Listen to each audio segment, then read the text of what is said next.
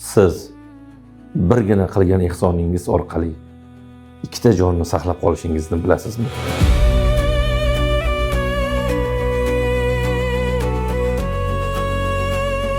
Ikki insonni shu dunyoda yashab qolishi va yana ikkala oilada bittasida 3 ta farzand, ikkinchisida 4 ta, 7 ta bolani yetim bo'lib qolmasligida ham sababchi bo'lasiz.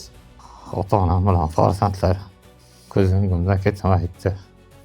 Ey Xudo, dardimga shifo bergin deb yalinib yotaman.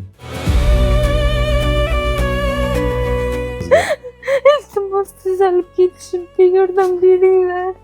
Farzandlarimni o'zim katta qilay. Qiynalib ketdim bu darsdan. Bu esa ikkinchi oilamiz, aziz vatandoshlar. Ko'rib turibsizlar holatni. Jigar servis 4-etap Hindistonga zudlik bilan jo'natmasak bo'lmaydi.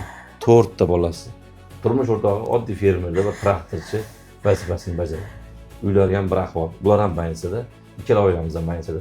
Imkon qadar maksimal yordam qilib, ikkala oilani ham uddaladik deb chiqishlik bizga nasib etsin.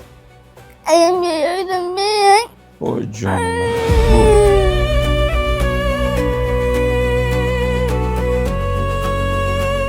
İltimos yordam beringlar. Katta o'zimizlarga o'shab berasizlar. Bo'laman. Biz bugun bir emas, ikkita oila, ikkalasida ham Jigar Serios 4-etap oxirgisi.